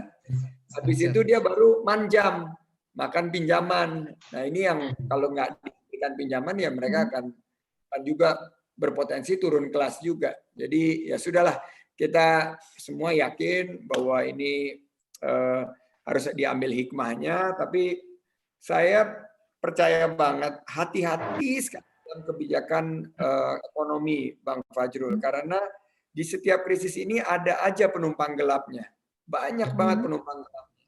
Jadi kalau kita nggak hati-hati, tiba-tiba niat kita bagus, karena dalam krisis ini kita pengen cepat-cepat gitu menyelesaikan, dan dalam ketergesa-gesaan kita itu kadang-kadang kita lupa hal-hal yang very fundamental about governance, very fundamental terhadap integrity dan conflict of interest. Ini yang saya mohon banget pemerintah jaga, karena rakyat pasti akan sangat terlukai gitu loh kalau saat-saat seperti sekarang ini justru nanti di paket ekonomi selanjutnya ada free rider yang sebetulnya tentunya uang ini harusnya diarahkan kepada pemulihan ekonomi rakyat, khususnya rakyat kecil. Terima kasih, Ayu. Terima kasih, Pak. Bagaimana Pak Fajrul? Tanggapannya? Ya, terima kasih. Maaf, sepertinya Sandi, sebenarnya tidak atas masuk, jangan sia-siakan adanya krisis ini dengan harapan bahwa krisis ini kita upayakan bisa mendorong pemerintah untuk menghasilkan nanti pasca krisis itu sesuatu yang lebih baru dan lebih baik, baik dalam bidang sosial, kesehatan, sosial, budaya, ekonomi, dan yang lain-lain, bahkan politik juga mungkin seperti itu. Tapi kita harus sadari juga bahwa memang dalam kondisi, makanya ini disebut krisis, karena kita sama-sama mengetahui bahwa tiba-tiba ada unsur kejutan begitu di dalamnya, tiba-tiba ada wabah ini dan terkena ke 200-an negara di dunia dan juga terkena kepada kita hampir di semua bidang, walaupun memang berbeda dengan tahun 1998. Kalau kondisi politiknya kan kalau sekarang lebih demokratis, sehingga masukan-masukan yang kami harapkan dari orang seperti Bang Faisal, Bang Sandi, kemudian teman-teman seperti Ayu Dewi, Rega, kemudian juga teman-teman yang berasal dari berbagai lembaga ini, termasuk juga masyarakat, itu menjadi masukan yang sangat konkret yang diterima oleh pemerintah untuk melakukan perbaikan di dalamnya. Jadi ada unsur kejutannya, dan memang masyarakat, baik bukan hanya pemerintah, kemudian juga BUMN, swasta, UMKM, bahkan masyarakat. Jadi kelihatan sekali bahwa krisis ini ada unsur kejutannya, ada ancaman terhadap organisasinya, dan yang lebih hebat lagi adalah respon kita diharapkan dengan sangat cepat. Dan kadang-kadang memang kita, makanya Pak Presiden Joko Widodo kan ketika mengambil keputusan juga berupaya mendapatkan masukan dari berbagai pihak dan berusaha terukur semuanya supaya tidak terjadi sesuatu, karena memang dipahami bahwa karena kondisinya ini berupa kejutan dan ada ancamannya, sehingga respon pun menjadi sangat singkat, sehingga Presiden berusaha terus-menerus ini terukur dan mendengarkan berbagai pihak seperti itu. Dan mudah-mudahan menurut saya, kalau kita memakai istilah Reza tadi karena mengambil dari Amerika, mudah-mudahan ini menuju kepada New Deal gitulah ya, sehingga kita menuju ke arah yang lebih baik lagi, new normal menjadi lebih baik lagi. Dan kita berterima kasih bahwa dukungan pusat, pemerintah daerah, masyarakat, ilmuwan, akademisi, pengusaha, semuanya menjadi satu sekarang. Ini juga new normal nih. Tiba-tiba kita menjadi satu bersama-sama menghadapi COVID-19. Bukan hanya di soal kesehatan, bukan saja soal membantu masyarakat kita yang terkena dampaknya dan melalui jaring pengaman sosial, tetapi juga saling bantu-membantu antar tetangga, antar kawan, antar sahabat, dan semuanya. Ini luar biasa. Betul-betul pengalaman yang luar biasa yang kita hadapi. Oke, terima kasih. Mungkin sebelum Bapak Sandiaga ada agenda lain dan meninggalkan kita di forum ini, mungkin bisa memberikan closing statement sebelumnya, Pak? Bangsa ini berkali-kali menghadapi krisis dan mampu untuk bangkit kembali. Dan kebersamaan kita, solidaritas, persahabatan, dan empati, gotong royong kita menjadi penguat kita menghadapi ujian ini.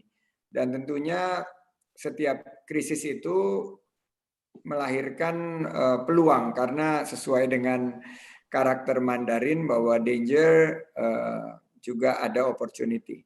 Jadi saya yakin kalau diskursus kita utamakan dulu penanganan kesehatan, karena nyawa itu harus kita selamatkan. Dan pada saat yang sama kita mulai menciptakan satu rencana post COVID-19 atau pasca coronavirus ini, kita membangun bersama, bersatu padu, dan kita yakin juga kita mampu akan mengalahkan COVID-19. Terima kasih Bang Faisal, Bang Fajrul, luar biasa sesinya Bang Rega, Ayu Dewi. Saya pamit diri dulu, tapi silakan dilanjutkan diskusinya. Assalamualaikum warahmatullahi wabarakatuh. Waalaikumsalam warahmatullahi wabarakatuh. Terima kasih Pak Sandiaga atas waktunya. Berangkat dari pernyataan Pak Sandiaga tadi, apa rencana recovery plan untuk opening up the ekonomi kembali, Pak? Setelah adanya PSBB ditangguhkan, sudah adakah rencana pemerintah?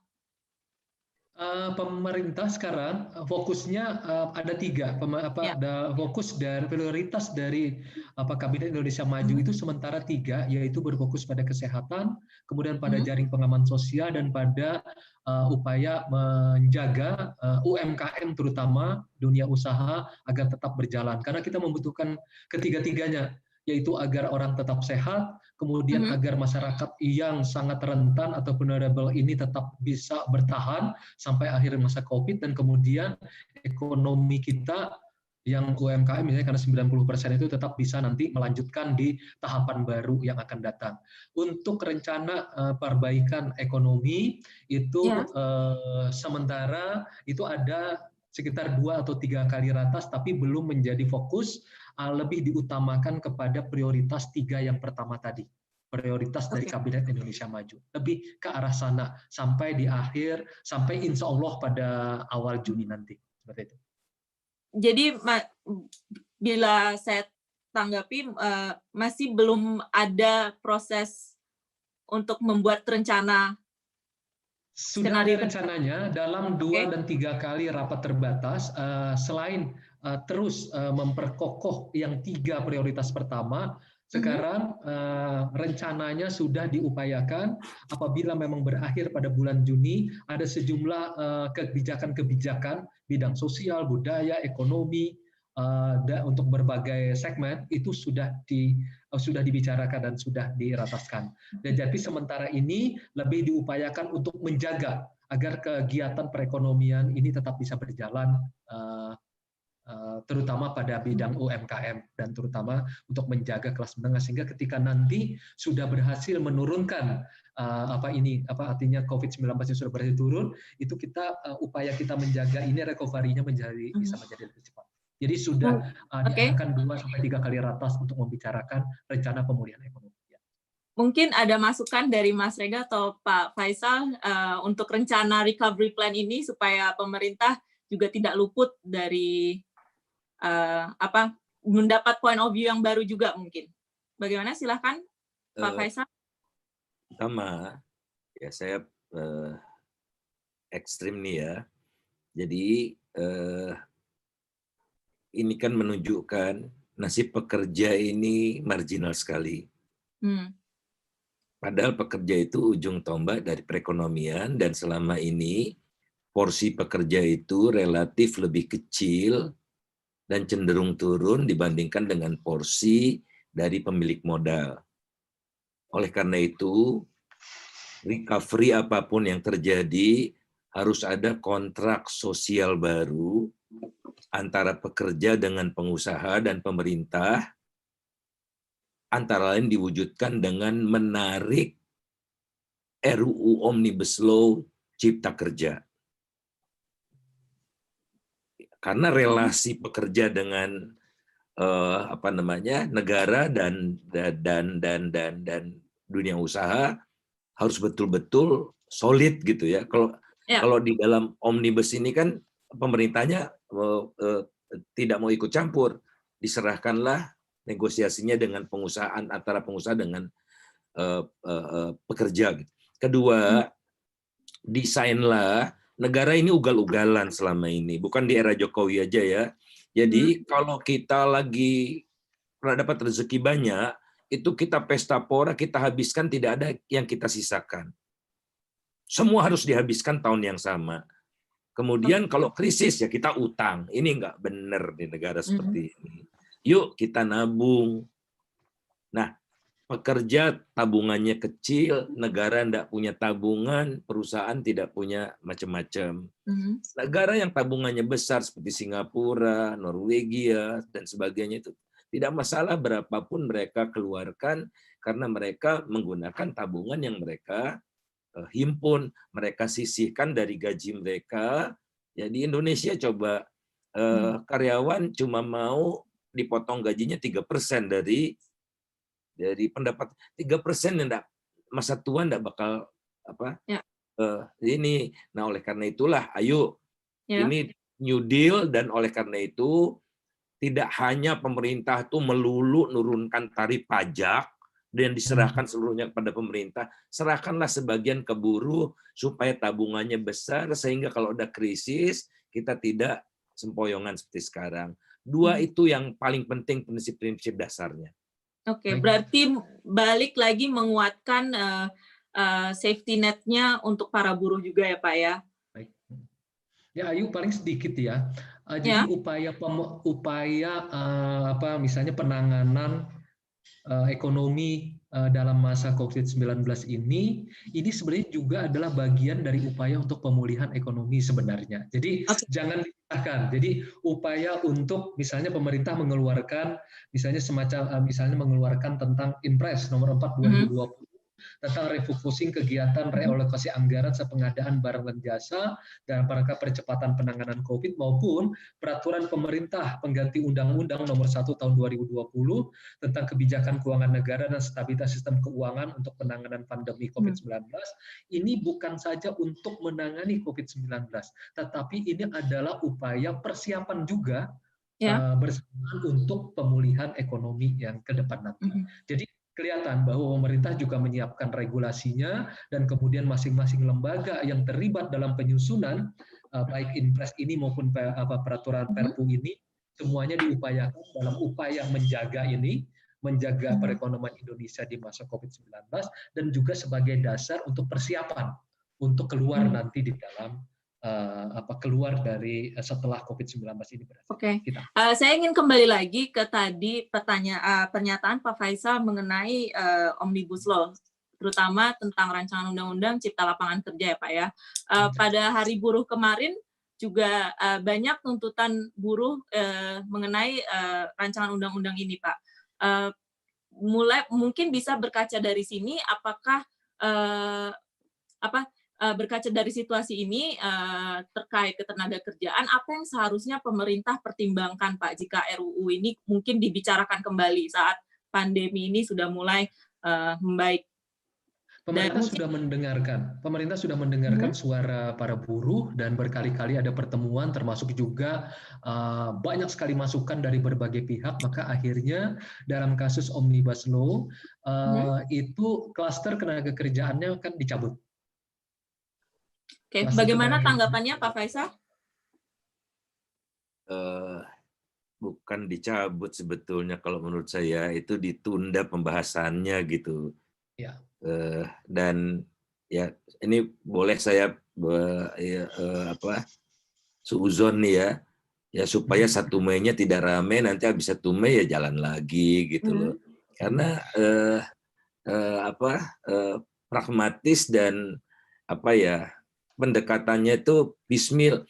Dilihat secara keseluruhan, Omnibus Law ini memberikan semua kepada pengusaha, memberikan surga kepada pengusaha batu bara, ya, bebas, tidak perlu ada macam-macam begitu ya. Jadi ini bablas gitu, bablas, dan saya yakin lama-lama Pak Jokowi sadar, dan tolong Pak Jokowi segera nyahkanlah anasir-anasir sekeliling Bapak yang memanfaatkan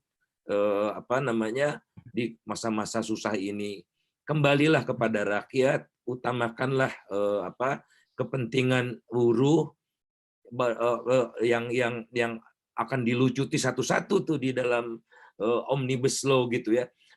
Menyerahkan RUU ke DPR aja itu sudah suatu celah buat saya gitu. Jadi jangan main-main tentang ini, dan tolong Pak Jokowi lebih banyak mendengar, lebih dalam perspektif yang lebih lebih seimbang begitu ya. Jangan kelompok-kelompok kepentingan saja. Dan kedua, kalau boleh titip Mas Fajrul, tertibkan orang-orang yang selalu bicara setiap hari yang bukan urusannya, seolah-olah dialah kepala pemerintahan sehari-hari. Itu jelek buat rakyat. Baik. Ya, bagaimana, mungkin ada komentar lain dari Mas Rega atau Pak Fajrul? Ya, kalau boleh. Saya persilahkan Mas Rega dahulu. Terima kasih. Kalau boleh menambahkan dari Bapak Faisal, tentu juga sebetulnya Pak Fajrul juga sebetulnya kita perlu juga sama-sama mengingatkan kepada Bapak Presiden juga bahwa sebetulnya kan apa yang sudah dilakukan pemerintah saat ini kan tentu juga kita perlu patut mengapresiasi juga.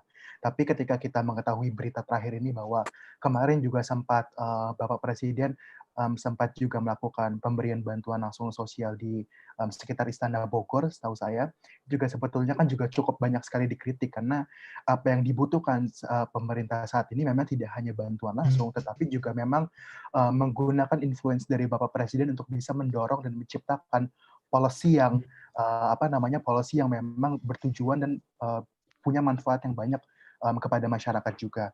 Selain itu juga tadi mengenai Omnibus Law, mengenai cipta lapangan pekerja, juga tetap memang di situ kan banyak sekali poin-poin yang memang sebetulnya belum berpihak untuk melindungi dari si para pekerja. Tentu alangkah baiknya kalau tadi Bapak Faisal bilang sebisa mungkin untuk ditolak, bukan hanya ditunda, dan itu akan menjadi pertimbangan kembali kepada pemerintah juga, bahwa sebetulnya di dalam poin-poin Omnibus Law itu masih banyak sekali hal-hal yang bisa dibilang merugikan para pekerja itu sendiri. Jadi memang harapannya ke depannya dengan apa yang sudah dilakukan pemerintah, tentu juga perlu mengkaji ulang poin-poin yang mana memang itu sebetulnya menciptakan win-win solution. Win-win solution di dalam sebuah ekosistem yang memang tidak hanya diuntungkan oleh si para pelaku usaha, tetapi dari sisi pekerja dan pemerintah pun juga sama-sama mendapatkan manfaat di dalam situ. Ya, Rega, terima kasih. Bang Faisal juga terima kasih. Terkait dengan kita bicarakan dari sejak awal sampai dengan jam sekarang ini, sebenarnya adalah pemerintah, atau dalam hal ini adalah Presiden Joko Widodo, sudah menggunakan semua daya upayanya, baik dalam berupa regulasi, kemudian kebijakan-kebijakan, kemudian juga membawa agar Kabinet Indonesia Majunya masuk ke dalam 3 prioritas tadi, yang kesehatan, JPS, kemudian juga pemulihan ekonomi, terutama pada UMKM.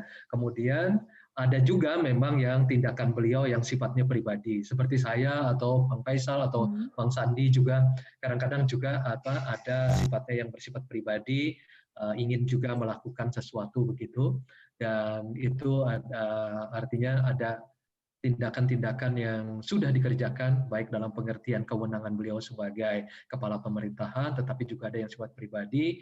Dan terima kasih atas semua masukan, maupun ada juga beberapa kritik dan input dari masyarakat, dan kami sudah sampaikan kepada beliau. Mudah-mudahan ini terjadi perbaikan di kedepannya. nanti. Kemudian terkait dengan Omnibus Law, setelah Presiden meminta agar klaster ketenagakerjaan itu ditarik, dan kemudian diupayakan agar pihak legislatif itu membuka diri untuk semua pihak, semua masukan untuk perbaikan-perbaikan dari Omnibus Law yang sudah disampaikan ke pemerintah. Ada 3 Omnibus Law sebenarnya yang dimasukkan oleh pemerintah sebagai inisiatif dari pemerintah, yaitu Omnibus Law terkait dengan yang kita bicarakan tadi, kemudian terkait dengan ibu kota negara, kemudian terkait dengan perpajakan. Dan semuanya masih insya Allah masih tetap bisa dibicarakan dan didiskusikan maupun menjadi keputusan nanti bersama antara legislatif dan eksekutif. Dan semua masukan masyarakat, pemerintah Presiden Jokowi mengharapkan dalam pertemuan dengan para pimpinan DPR, pimpinan legislatif, dimintakan untuk mendapatkan masukan seterbuka mungkin kepada semua pihak untuk perbaikan dari ketiga Omnibus Law tersebut. Oke, baik Pak, terima kasih. Karena sebentar lagi waktu sudah habis, mungkin saya ingin meminta closing statement dari masing-masing narasumber hari ini. Bisa dimulai dengan Mas Rega dulu, silakan Mas. Ya, terima kasih Mbak Ayu. Kalau mungkin dari saya hanya sedikit saja, memang pada akhirnya krisis ini bukan soal siapa yang mampu kita melewati krisis ini dengan baik. Kemudian juga bukan soal persoalan atas jasa siapa kita bisa melewati ini semua. Tetapi pada akhirnya kita semua mampu melewati ini semua karena kita telah bersama-sama bergandengan tangan, bergotong royong, dan juga menjunjung tinggi rasa kemanusiaan. Terima kasih. Oke, terima kasih Mas Rega. Dari Pak Faisal, silakan Pak. Ya, seperti saya katakan tadi, detok ya. Nah, detok kan harus dimuntahkan, harus dikeluarkan racun-racun yang ada di dalam tubuh. Nah, keluarkanlah racun-racun yang ada di dalam istana. Keluarkanlah racun-racun yang ada di dalam kabinet. Kita sudah tahulah losers mana mungkin begitu ya untuk mengelola ini semua. Jadi yuk, ini sudah mahal ongkosnya. Pak Jokowi kita tunggu melakukan tindakan-tindakan untuk membersihkan diri, bukan diri Pak Jokowi ya, membersihkan diri dalam artian pemerintahannya dari kelompok-kelompok kepentingan yang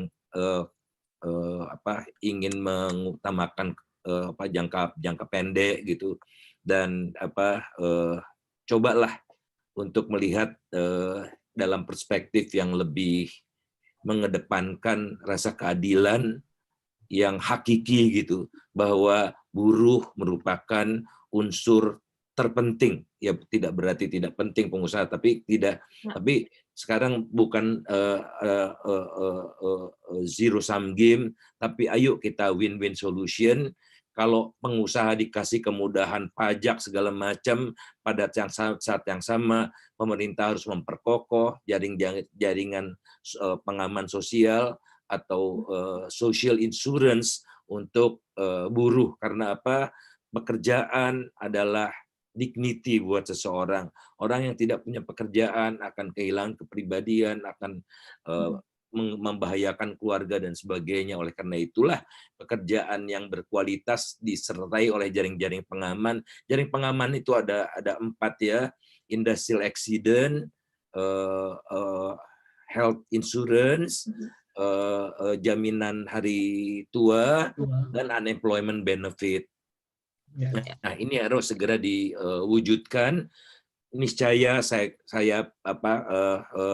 percaya Pak Jokowi akan menorehkan sejarah dalam perjalanan bangsa ini, bukan menorehkan sejarah untuk punya ibu kota baru. Ibu kota tunda 5 tahun yang akan datang, karena yang kita butuhkan menorehkan benih-benih yang lebih berkualitas, yang mengutamakan manusia. Ibu kota adalah fisik. Mari kita utamakan manusia 5 tahun ke depan, karena kita sudah kehilangan waktu banyak akibat COVID ini. Terima kasih.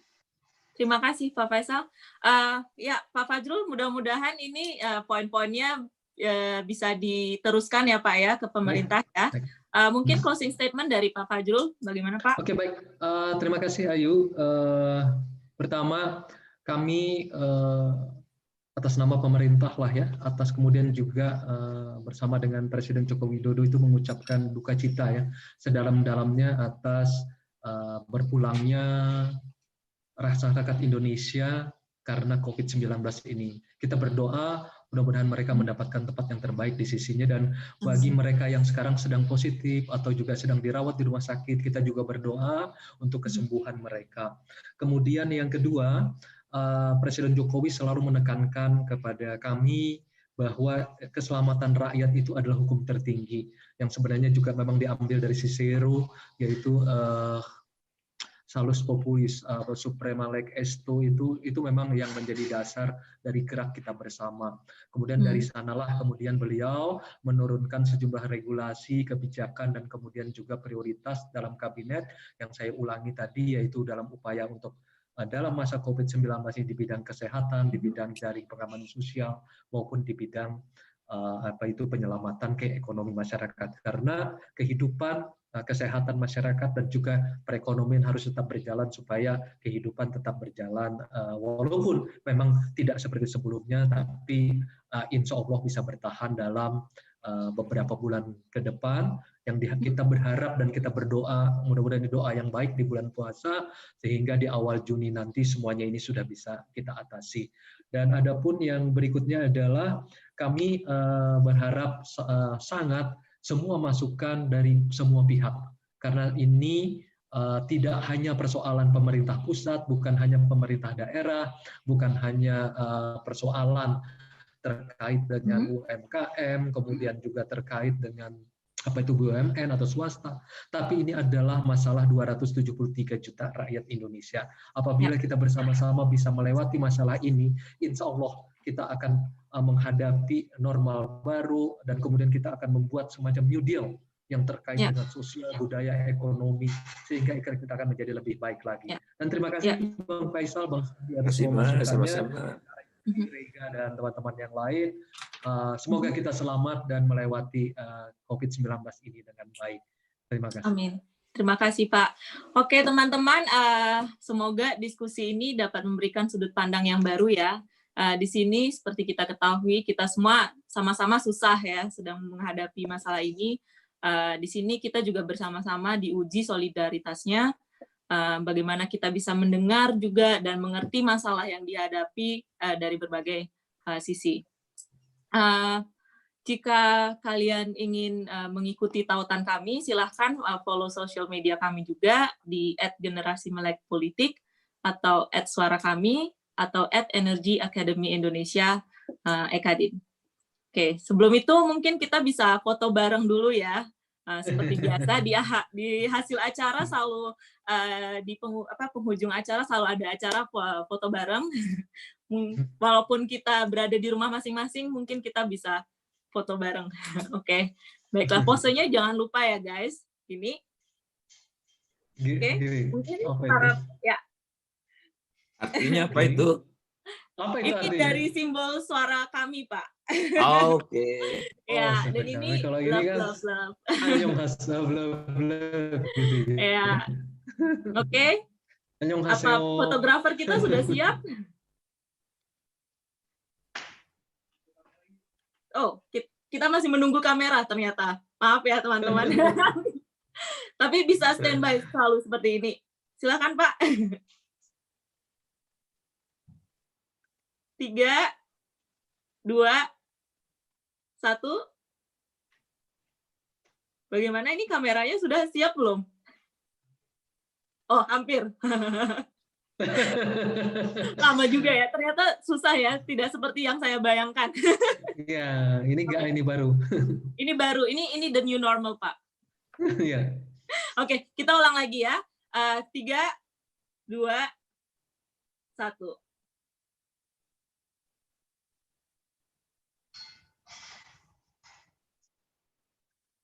Oke, terima kasih semuanya. Terima kasih. Selamat berbuka puasa. Saya meminta maaf jika ada salah kata atau salah pengucapan, dan saya juga meminta maaf. Sebentar, Ayu, ya, sebentar. Slide-nya ada 2. Jadi halaman sekarang keduanya belum difoto. Halaman kedua belum difoto. Oh, boleh sekali lagi fotografer. Ya. Oke, berarti kita pause sekali lagi ya Pak. Maaf. Oke. Sudah Semua boleh siap, dibuka Kak? kameranya, semua yang ada partisipan. Semua partisipan silahkan membuka video Zoom meeting-nya. Jika berkenan, tentu saja. Oke. Sudah siap fotografer? Oke. 3. Fotografer sudah siap? Mungkin bisa memberikan aba-aba mungkin ya, karena saya juga agak susah melihat dari sini. Hanya Mas Ihsan yang kami buka mic-nya. Adinda kayaknya. Adinda, sebentar. Ya. Fotografer akan saya buka. Oke. Halo. Adinda, ya. Adinda silahkan memberi aba-aba ya. Ayo, wajahnya tutup tangan. Oh iya. Matanya tertutup. 3, 2, 1. 3, 2, 1. Oke. Terima kasih. Terima kasih Selamat berbuka. Teman-teman selamat berbuka. Terima kasih Pak Fajrul, Pak Faisal. Terima kasih semuanya. Jumpa Mas Fajrul, kawan-kawan. Terima kasih pada narasumber Bapak Fajrul, Bapak Faisal, Bapak Sandiaga Uno yang sudah ada agenda terlebih dahulu dan meninggalkan Zoom meeting. Dan rekan saya juga, Mas Rega, terima kasih banyak. Untuk teman-teman yang di rumah, jika ingin mengontak kami bisa melalui temu2benua@gmail.com atau mengikuti hashtag kami di temu2benua. Dan juga teman-teman yang di rumah, jika memungkinkan, mungkin bisa diam di rumah saja dulu. Yang sehat, semoga sehat selalu. Yang sakit, semoga juga lekas sembuh. Dan semua badai pasti cepat berlalu ya teman-teman ya. Dan beban ini akan terasa lebih ringan jika kita saling bahu-membahu, seperti diskusi kita tadi. Oke. Akhir kata, saya Ayu Dewi ingin mengucapkan beda benua bukan berarti kita nggak bisa melek dan bersuara ya. Jadi sampai jumpa di lain kesempatan. Oke. Selamat sore, selamat berbuka puasa untuk teman-teman yang berpuasa. Terima kasih. Sampai jumpa. Terima kasih. Terima kasih banyak. Terima kasih. Terima kasih teman-teman.